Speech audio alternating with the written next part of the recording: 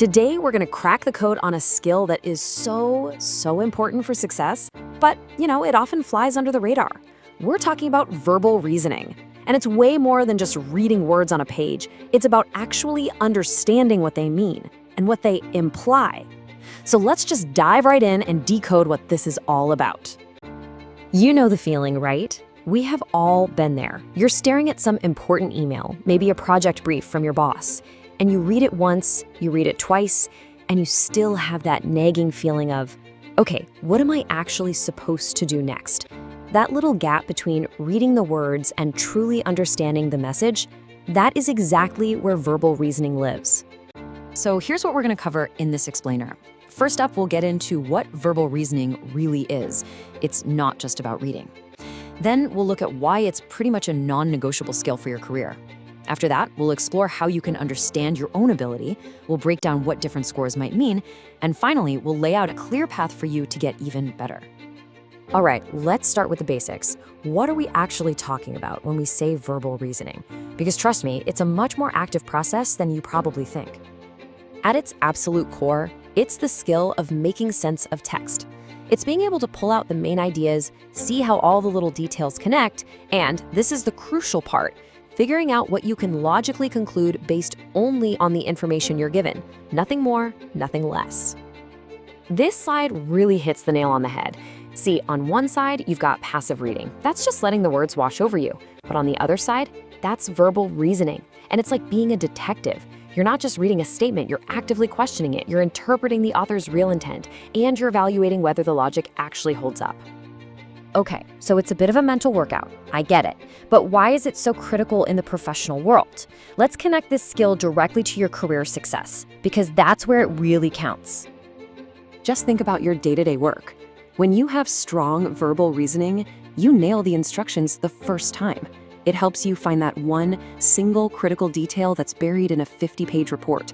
You can tell if information is actually reliable, you can communicate your own ideas with way more precision, and ultimately, you make smart decisions that are based on solid evidence, not just a gut feeling.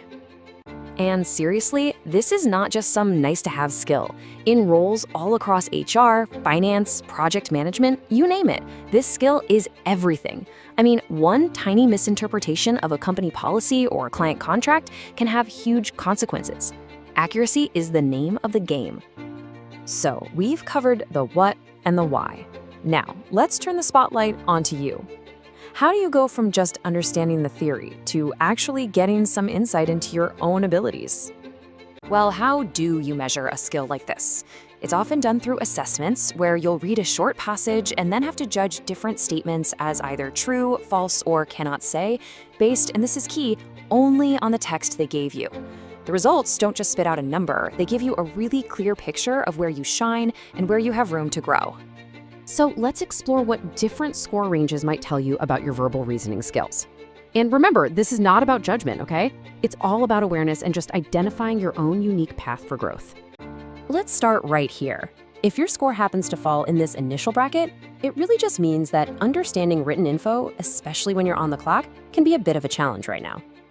You might find that you get a little lost in long sentences, or maybe you struggle to separate what the text actually says from what you think it says.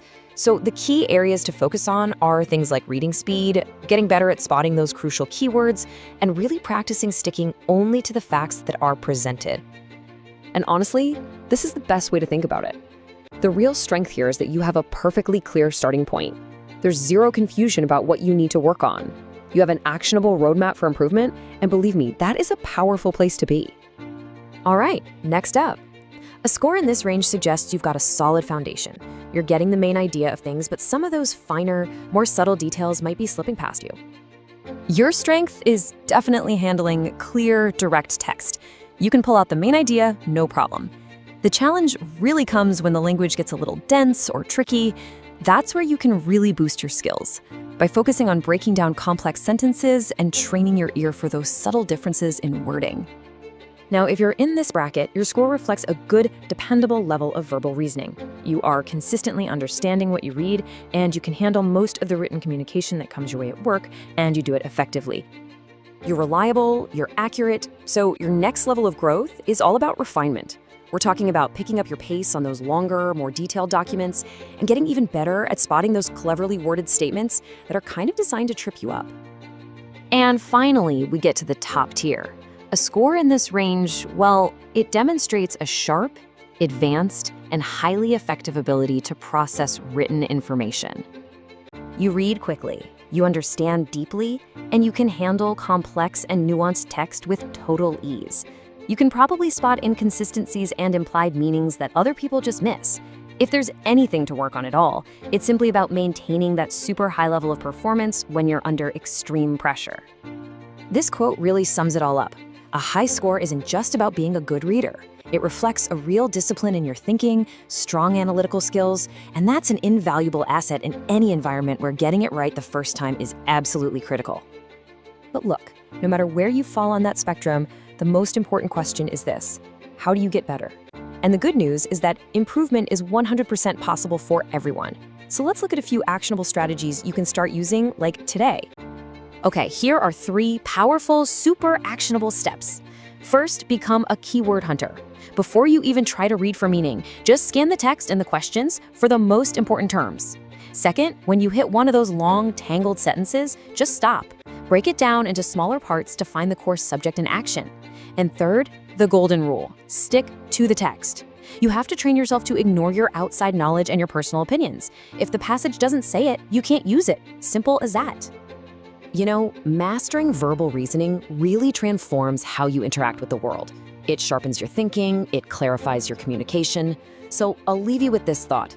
The next time you read an email or a report or even just an article online, ask yourself what's really being said.